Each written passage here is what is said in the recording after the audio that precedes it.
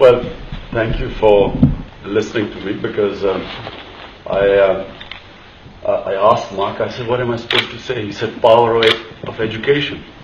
Well, I'm someone standing in front of you who's one of the few sportsmen who managed to play international sport as well as got educated or finished his university education. And I can just say that the greatest blessing was to have quality education which helped me in my sport.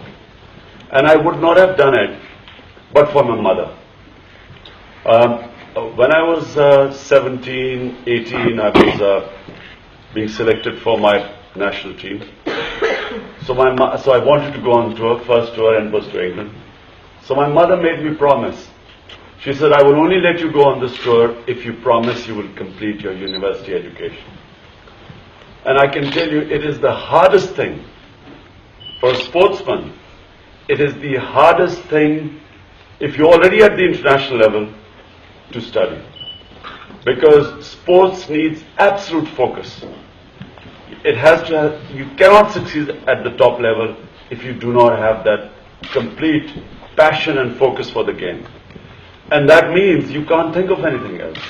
So for me, to finish my university education was the hardest thing I did. But later on in life, I found that thanks to my mother, it was the best decision I made. I had to use my willpower because I didn't want to study. All I wanted to do was to be on the cricket field. But because I studied, it gave me that advantage which other sportsmen did not have. And cricket, fortunately, is one of the few sports which needs more brains than other sports. So it gave me, I became better at analyzing my game, but even better when I became captain. Cricket is the only sport where the captain has to be a leader. Otherwise, in soccer and rugby and hockey, you don't even know who your captain is because coach is everything. In cricket, no coach can replace a captain. And captain, it helps if he's educated, if he has a good mind, or if his mind is trained, if he can analyze. So, to the parents sitting here, I can tell you that the best thing you can do to your children is to insist on them, force them to get university education. I certainly do it with my boys. I insist that they must get university education because it trains your mind. You have a much greater, for the extra 3 years or 4 years you spend, it changes the rest of your life. There are a lot of people who don't believe in university education. I'm not one of them. I think it really benefits you. It prepares you. It's a stepping stone for doing greater things later on. And just for the Muslims sitting here, I just want to give the example of our Prophet, peace be upon him.